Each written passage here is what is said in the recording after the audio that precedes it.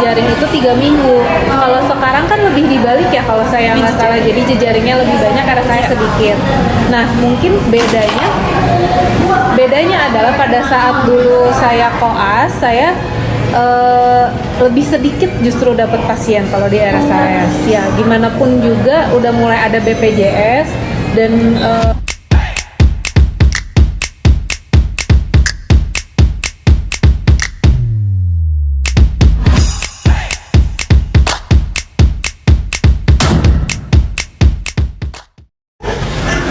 Halo teman-teman semuanya, kembali lagi dengan Binar, Bincang Inspirasi Alumni. Binar atau Bincang Inspirasi Alumni ini sendiri merupakan salah satu program kerja dari Seksi Hubungan Alumni Himakat, di mana melakukan perbincangan dua arah atau wawancara dengan alumni FK4, yang mana nantinya diminta untuk dapat sharing-sharing tentang wawasan, insight, dan juga motivasi kepada seluruh kema FK4. Untuk tema Binar pada tahun ini sendiri yaitu adalah Doctor's Diary and Untold Story. Dan pada Binar episode ketiga ini akan ditemani oleh aku, Fafa, sebagai moderator dan juga seorang pembicara yang nantinya akan super keren banget, akan memberikan insight banyak banget kepada kita yang sekarang sedang menjalani Resident Obgyn di FK4. Jadi buat teman-teman yang penasaran banget nih gimana kehidupan sehari-hari menjadi Resident Obgyn FK4 dan juga gimana sih rasanya jadi Resident Obgyn FK4, seberat apa atau seringan apa, ayo cari tahu lebih lanjut dengan nonton videonya sampai habis ya. Ayo ikutin terus. Halo teman-teman semuanya, perkenalkan kembali aku Fafa, dan di sini aku udah bersama dengan pembicara dari alumni FK4. Mungkin boleh banget perkenalan dulu nih dok, dokter dari namanya siapa, dari alumni FK4 angkatan berapa, dan sekarang residen apa dok? halo semua, salam kenal, nama aku Iden Rahim, bisa dipanggil Widya. Saya lulusan FK4 angkatan 2012, lulusnya sih tahun 2017. Saat ini saya residen di Obgyn FK4 angkatan masuk tahun 2021. Sekarang semester 4 dan kebetulan lagi rotasinya di Alamanda. Kalau yang udah koas mungkin tahu Alamanda tuh ruangan ya, Bangsal gitu. Oke, jadi karena sekarang aku udah bareng sama Dokter Widya sebagai Resident Obgyn di FK4 dan juga alumni FK4, mungkin sekarang boleh kita langsung masuk ke pertanyaan-pertanyaan ya dok ya? Boleh. Oke. Oke, karena udah perkenalan kita langsung aja. Untuk pertama banget yang mau aku tanya ini dok, kenapa dokter tuh tertarik milih untuk PPDS di Obgyn gitu? Kalau menurut aku ya, perjalanan buat milih residen itu mulai dari koas. Jadi waktu koas itu kalian kan akan muter ke semua departemen nih.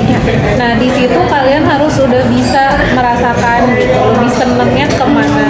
Terutama sih namanya dokter itu ada yang bisa jadi peneliti, ada yang bisa jadi entrepreneur, ada yang bisa jadi megang manajemen, ada yang senengnya tindakan. Nah itu pada saat lagi koas tuh kalian explore lah itu. Jadi pada saat lagi koas itu memang saya merasa diri saya itu seneng yang tindakan gitu. Nah dan memang lebih tertarik di bagian kandungan. Salah satunya karena mungkin perempuan juga ya, pengen lebih paham lah masalah kayak gitu. Jadi pada saat akan memilih residensi pun pilihan saya antara yang ada tindakan gitu. Saat itu antara Obgyn dengan bedah dan jantung yang kebetulan ada tindakan juga gitu. Ya cuman setelah berpikir keras terus melihat pada saat lagi internship juga, saya kan kebetulan internshipnya jauh. Saya internship di NTT Kupang. Di situ banyak angka kematian ibu dan morbiditas ibu lah, jadinya makin tertarik di Obgyn. Jadi ya akhirnya saya daftar Obgyn kayak gitu. Oh, berarti intinya kayak coba eksplorasi dulu di koas ya dok ya. Kita kira-kira tertariknya lebih ke yang mana gitu. Betul. Nah selanjutnya nih dok, tadi kan udah kayak ngomongin koas ya dok ya. Tadi udah nyinggung sedikit tentang koas. Aku mau nanya juga, kalau misalnya kehidupan residen di Obgyn itu sama nggak sama waktu di koas dok? Stase Obgyn di koas gitu. Oke, mungkin ini saya bicara pengalamannya waktu saya koas dulu ya, sekian tahun yang lalu, beda dengan koas sekarang setelah pandemi. Pada saat saya dulu koas itu memang lebih banyak habisin waktu di RSAS dibanding jejaring. RSAS 5 minggu, jejaring itu 3 minggu.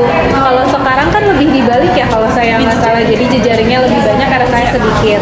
Nah mungkin bedanya adalah pada saat dulu saya koas, saya lebih sedikit justru dapat pasien kalau di RSAS. Ya gimana pun juga udah mulai ada BPJS dan apa namanya kasus-kasus yang ada di RSAS itu kasus-kasus sulit gitu. Sementara kasus-kasus yang ringannya ada di jejaring. Jadi memang di jejaring itulah dimanfaatkan buat dapat pasien. Nah, jadi waktu saya dulu di RSAS mah lebih banyak belajar masalah manajerial, nulis status dan segala macam. Tapi kalau sekarang mungkin kalian jadinya lebih banyak bisa mengeksplor kasus karena kalian ke jejaring ya, jejaring. Iya betul. Nah, bedanya koas dengan residen, kalau koas itu kan di bawah supervisi residen ya. Sementara kalau residen itu sudah memegang tanggung jawab. Walaupun tanggung jawabnya itu berjenjang karena kita kan ada dari chief resident, semester middle, semester junior. Junior tanggung jawab beda, middle tanggung jawab beda, CR tanggung jawab beda. Nah, pada saat residen itu ya kamu tanggung jawab terhadap kondisi pasien. Tapi kalau pada saat kelas kamu nggak bertanggung jawab gitu.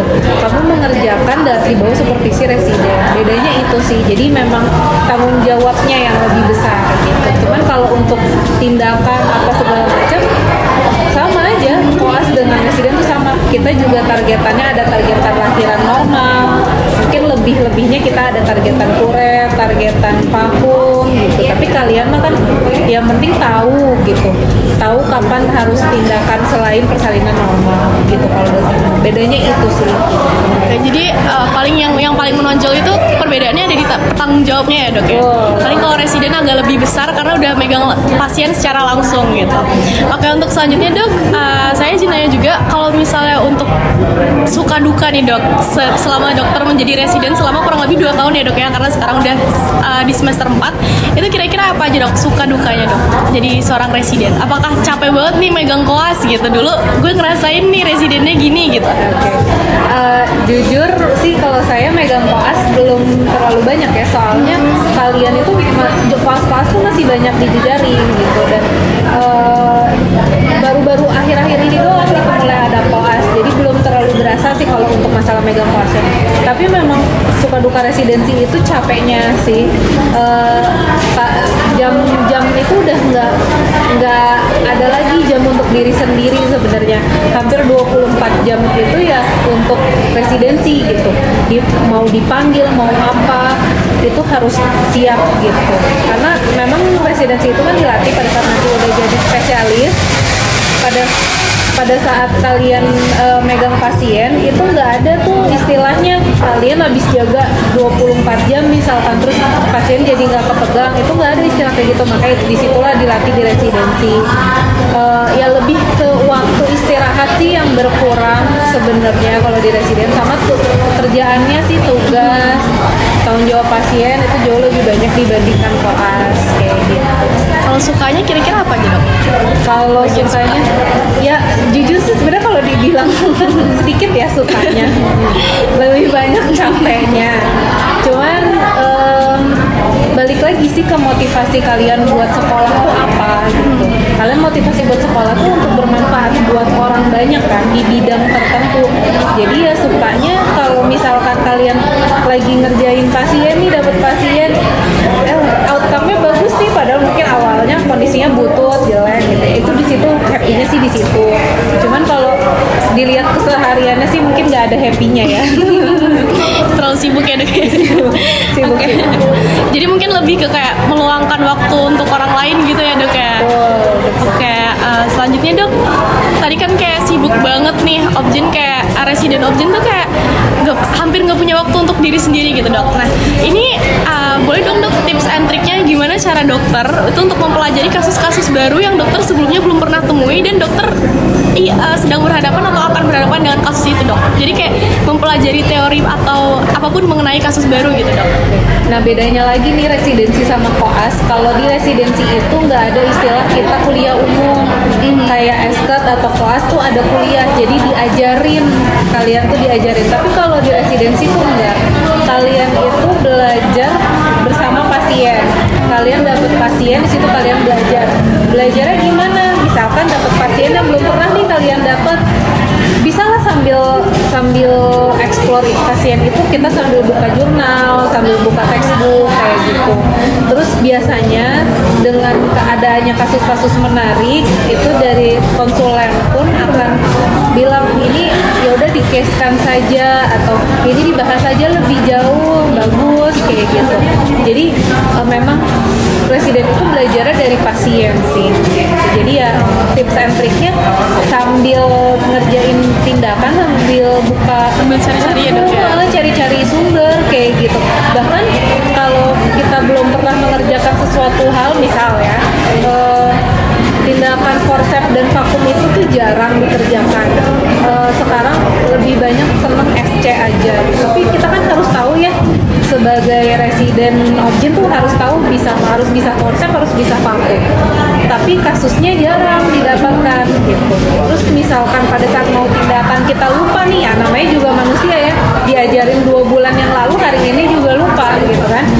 Nah itu pernah tuh saya sambil buka YouTube gitu, harus kayak gimana, buka lagi catatannya harus kayak gimana, dan nggak usah malu untuk kayak gitu. Nanti pada saat kalian udah bekerja pun jangan malu bilang ke pasien bahwa wah saya harus cari tahu dulu ya Pak Bu, saya harus baca dulu, itu nggak masalah gitu, karena dokter itu bukan robot yang tahu segalanya gitu. Ada kalanya kalian juga akan menemukan kasus baru yang kalian harus belajar dulu gitu, dan jangan malu aja bilang ke pasien kalau memang kalian tidak paham, nggak masalah gitu, jelasin ke pasiennya dengan cara yang baik bahwa kalian memang belum paham kayak gitu. Berarti kurang lebih sambil observe pasien, sambil explore juga ya dok ya, kira-kira penyakitnya apa gitu ya. Betul. Tapi kira-kira pernah nggak dok pada saat dokter residen di obgyn menangani kasus pasien yang di luar obgyn gitu dok? Apakah emang semua pasien udah udah dikelompokkan gitu, udah di plot untuk ini untuk residen obgyn gitu? Oke. Itu kira-kira gimana dok? Oke, kan kalau di RSAS itu masuk ke IGD pasti udah ditriase dulu ya, udah dibagi dulu. Jadi pada saat pasien masuk gitu ke IGD ada triasenya. Triase itu menentukan nanti akan masuk ke penyakit dalam, masuk ke bedah atau masuk ke obgyn. Kalau misalkan sudah ditriase sama mereka, barulah dikirim tuh ke ruangan-ruangannya sesuai dengan pemilahan. Nah, gimana?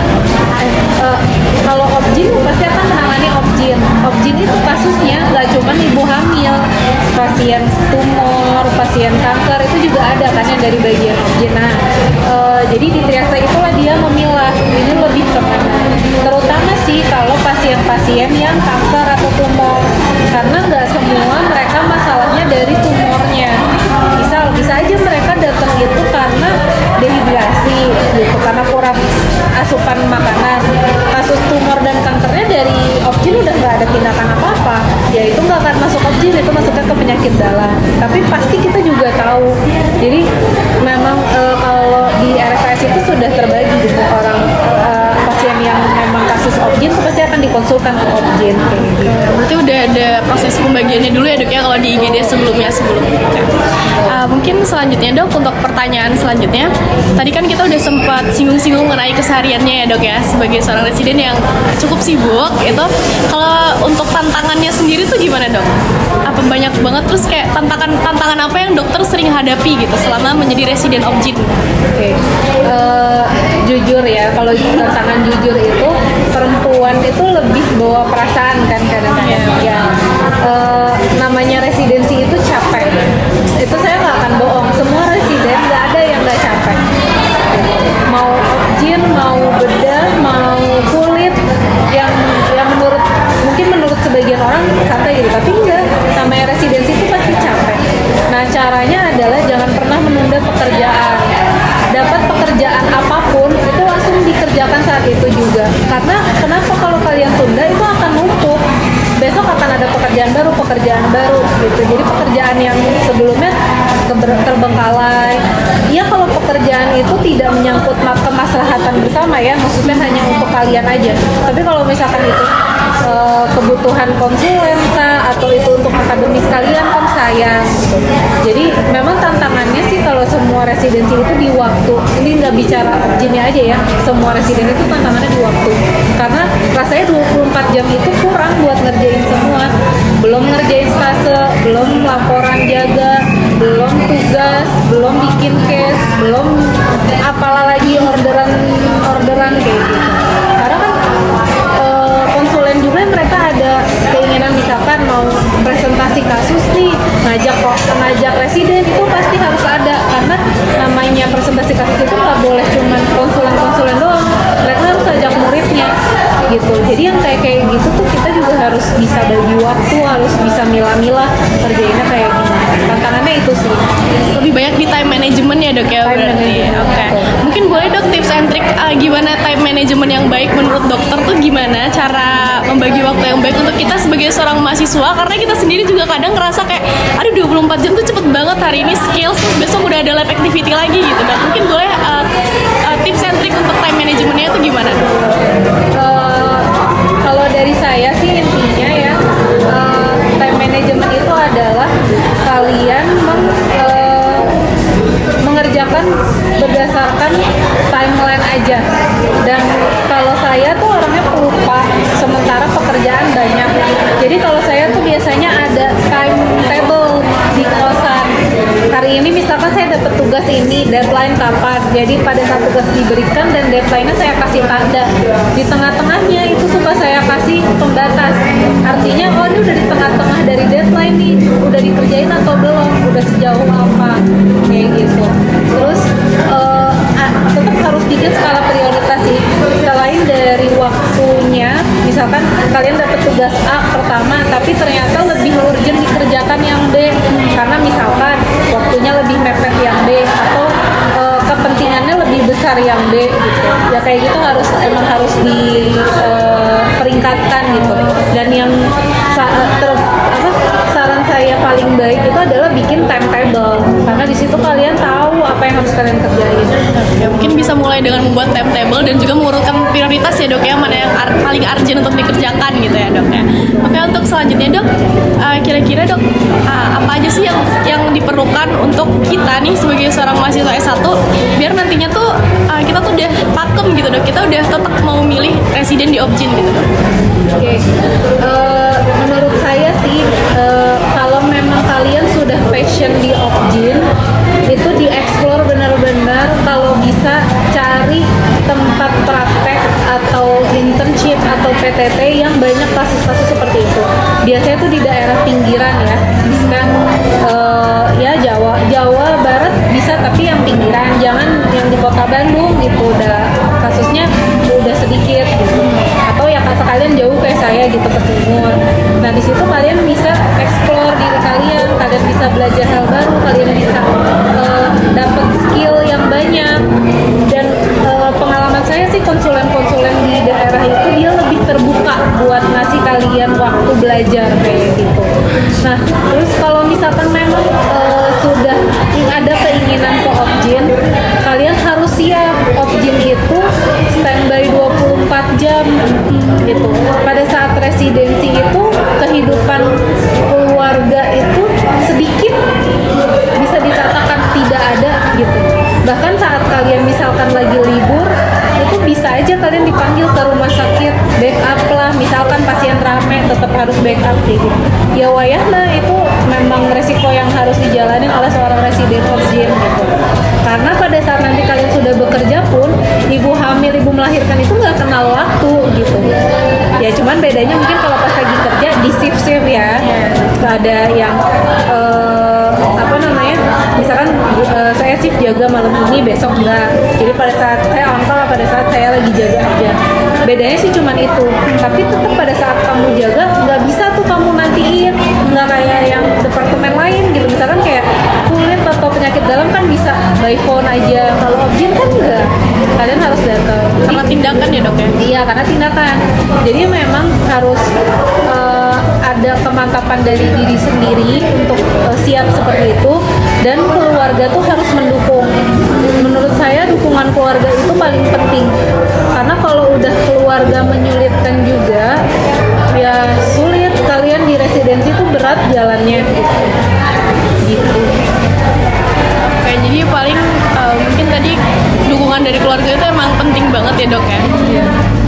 Dan tadi kita udah sempat juga dok ngomongin mengenai suka duka selama dokter 2 tahun menjalani resident obgyn ya dok ya. Tapi kalau misalnya kenangan memorable-nya ada nggak dok? Kira-kira yang kayak paling berkesan banget sejauh ini gitu selama dokter menjalani resident obgyn selama 4 semester? Selama 4 semester gitu dok. Kalau yang paling memorable itu biasanya sih kalau saya kalau habis nolong pasien dan ternyata kondisi bagus, atau misalkan saya pernah tuh dapat pasien yang dia ibu hamil, anak pertama, ibunya masih muda tapi eklamsi kejang. Kondisi kejang itu biasanya pasti jelek biasanya ya. Cuman mungkin karena pasien itu masih muda juga, jadi alhamdulillah ketolong. Berarti kan di situ kita sebagai dokter juga penanganan awalnya baik gitu. Ya di situ happy-nya tuh kayak gitu aja sih kalau saya ya. Kalau kayak mungkin kalau ada teman-teman saya yang senang nulis atau apa, banyaknya kasus di RSIS itu membuka jalan buat pergi ke luar negeri atau presentasi kasus kayak gitu. Ada juga yang seperti itu gitu. Jadi memang happy-nya orang beda-beda, dan ya itu balik lagi ke kalian sebenarnya. Kalian sebagai dokter itu senangnya di bagian apa? Kalau saya kan di bagian tindakan senangnya, dan memang kesulitan kalau harus bikin makalah dan segala macam tuh saya sulit gitu. Jadi kalau buat saya happy-nya adalah kalau lihat pasien saya sehat gitu. Tapi ya kalau yang lain mungkin ada yang happy-nya, saya bisa presentasi kasus ke luar negeri, saya bisa mengharumkan nama Unpad gitu kan, ada yang kayak gitu. Jadi bagi dokter tuh kenangan yang berkesannya tuh adalah kayak, aduh aku udah bisa nolong pasien ini gitu ya dok, ya udah bisa membantu pasien gitu ya dok. Betul. Oke. Mungkin ini pertanyaan terakhir dok sebelum kita menutup wawancaranya dok. Kira-kira kalau dari dokter sendiri ada saran nggak untuk KMFK Unpad yang nantinya tuh mau milih stase koas atau yang sekarang sedang ada di preklinik? Mau milih stase? Mau menjalani stase koas. Iya dok, mau menjalani stase koas. Oke. Kalau buat saya sih yang harus diperhatikan adalah koas itu ajang kalian buat belajar ke pasien tanpa dituntut, karena kalian masih belajar. Jadi manfaatkanlah semaksimal mungkin dengan cara yang baik ya, terutama kayak di obgyn itu kan sensitif ya areanya, kita periksa ibu-ibu gitu. Kalau yang laki-laki itu harus ada unggah-ungguhnya, permisi segala macam. Untuk yang perempuan pun bukan berarti serabakan gitu, enggak. Jadi tetap harus dijaga attitude-nya kepada pasien. Walaupun pasien itu adalah sumber belajar kalian, tapi pasien itu juga orang. Jadi empatinya juga harus ditingkatkan. Terus memang akan capek. Koas itu tingkat capek pertama. Setelah itu tingkat capek selanjutnya adalah kerja. Tapi kalau kerja kalian kan punya reward, ya itu pasti akan hilang capeknya. Nah, ya, tingkat capek selanjutnya adalah residen, gitu. Jadi ingatlah bahwa koas itu adalah step yang harus kalian jalankan untuk mencapai tingkat capek berikutnya. Jadi capeknya kalian di koas itu belum sebanding dengan tingkat capek selanjutnya kayak gitu. Jadi semangat, empatinya dijalankan ke pasien, terus jangan malu bertanya, jangan malu mengeksplor, sama pesan saya sih ya itu sih, cobalah selama koas itu kalian harus coba. Jangan sampai baru mau ngambil UKM PPD, baru mau ujian kalian bingung.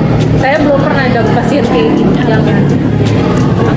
Jadi mungkin tadi ada attitude-nya, lalu juga ada berperilaku kemanusiaan juga terhadap sesama manusia ya dok ya, sama jangan takut untuk coba dan juga eksplor hal-hal baru ya dok ya selama di koas ya dok ya.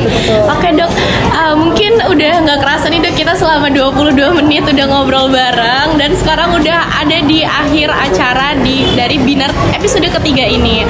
Jadi saya berterima kasih banyak ya dok ya kepada Dr. Widya Rahim, sekarang udah menyempatkan waktunya untuk hadir di sini di tengah-tengah kesibukan menjadi residen obgyn ya dok ya. Oke, sekali lagi saya Fafa mundur diri, dan di sini saya sebagai moderator undur diri. Saya pamit, dadah, nantikan Binar episode selanjutnya. Wah, ternyata udah selesai nih bincang-bincangnya sama Dokter Widya. Aku sendiri setelah ngobrol-ngobrol tadi, aku bisa dapetin banyak banget insight menarik dan juga hal-hal interesting lainnya yang sebelumnya belum aku ketahui mengenai Residen Opcin, terutama di FK4. Dan untuk teman-teman lainnya, jangan lupa untuk ikuti terus keseruan Binar Bincang Inspirasi Alumni di episode-episode selanjutnya.